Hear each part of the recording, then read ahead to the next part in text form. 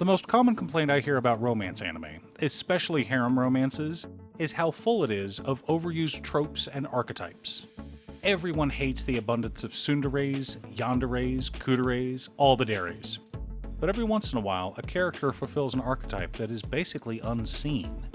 She's not a tsundere, she knows her feelings, she's just too scared to say anything.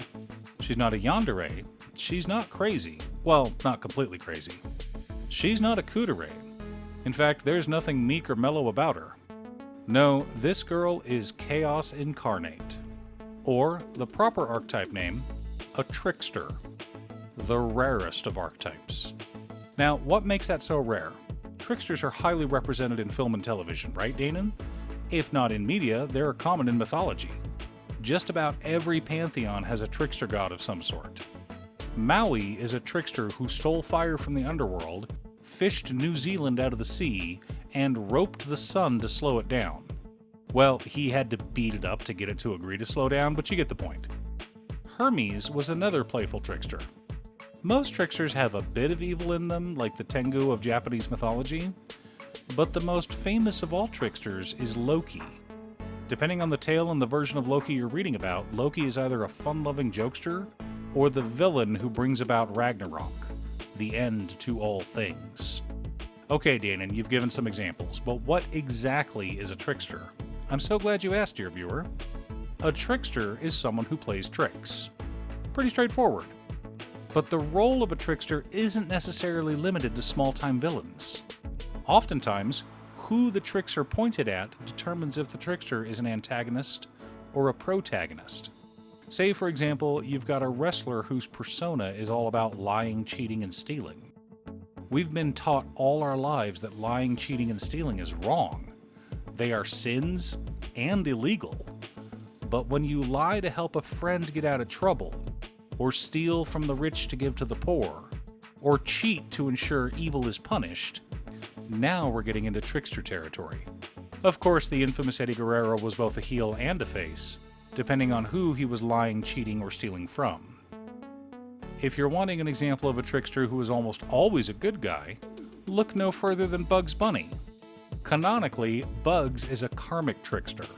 Leave him alone, he'll leave you alone. But if you break his peace, that can only mean war. And Bugs Bunny does not lose at war. Hold up, Danon, you've given examples from mythology, Western animation, and even wrestling, but this is an anime channel. Don't you have any examples from anime? Of course we do, dear viewer. How about Edward Elric? How much trolling did that boy do, especially to Mustang? Or Zelos from Slayers. He refers to himself as the trickster priest after all. Or half the cast of One Piece. Okay, not half, but Luffy, Usopp, and Teach are all tricksters. Luffy's more of a goofball. Usopp uses tricks to defeat his opponents on a regular basis. And Teach is the Black Mirror version of Luffy, using all his tricks to kill his opponents or sacrificing others to get what he wants.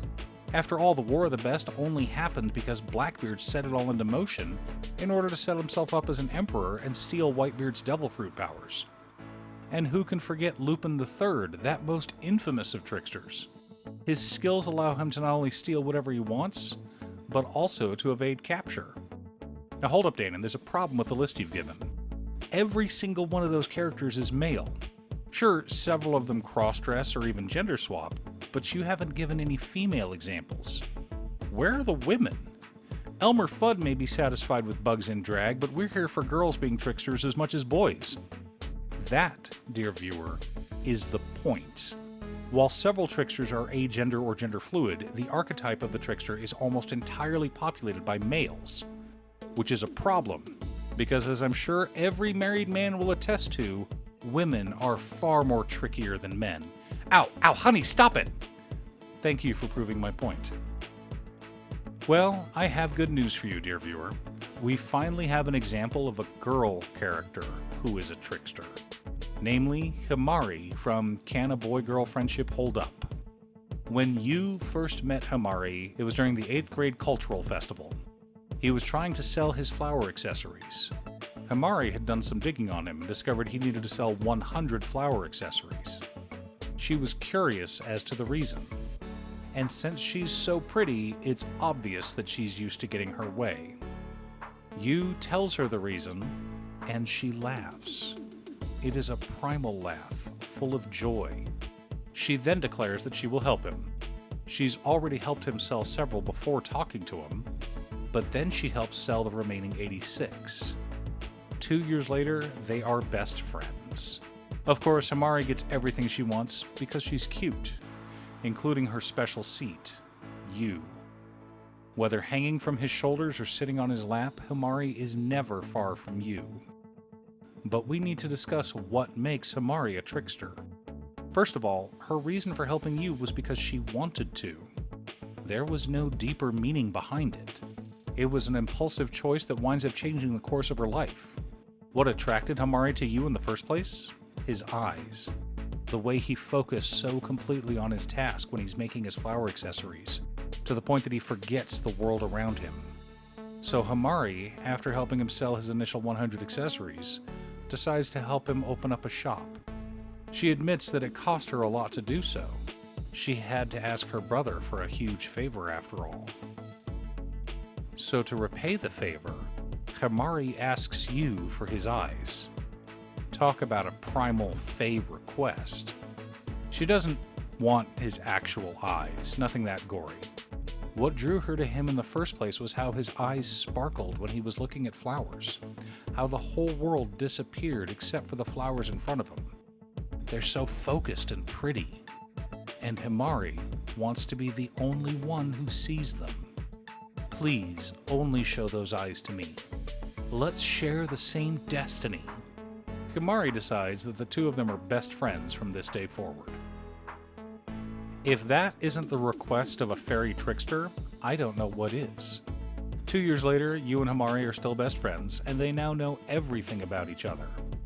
But Himari's still able to pull one over on Yu. While bemoaning her fate and complaining about how she'll probably get married off to some greasy old guy, Yu offers to protect her. Himari can't keep it in. She laughs, and Yu blushes. Later on in the first episode, we see Himari giving Yu no end of grief. Yu meets a girl wearing one of the accessories he made back in 8th grade. While staring at it, the bracelet breaks and falls to the ground. Yu offers to fix it, but the girl is so angry she doesn't really comprehend what he's saying and yells at him. Yu is so embarrassed he decides to keep it to himself. Of course, Himari finds out and teases him relentlessly. Want me to film you getting dumped? She continues to torment him until he yells at her, which causes the teacher to yell at him. Himari continues to be an agent of chaos, and the only one who seems capable of reining her in is Enomoto, the girl who was wearing the bracelet. She's very straightforward with her affection and desires, so much so that it freaks Himari out. But Enomoto is able to put Himari in her place by picking her up by the face. Which seems extreme, but sometimes chaos goblins need to be carried around by their skulls to remind them who's in charge.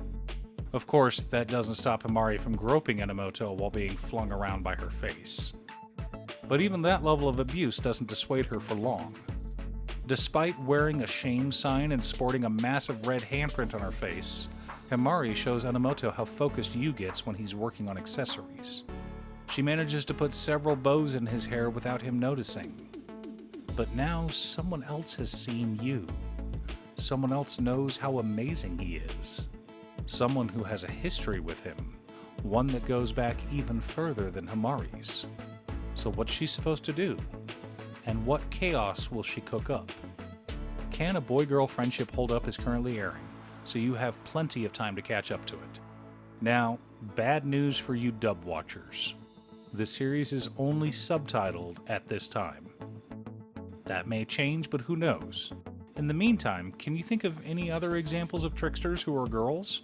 Leave a comment below. Thanks for tuning in. Once again, a huge shout out to my editor Cutestuff. I couldn't make these videos without her. If you'd like to hire her to edit your own videos, she can be reached at cutestuff.edits@gmail.com. Link is down below. If you're looking for ways to support the channel directly, you can head on over to patreon.com/Danden. There are several tiers to choose from.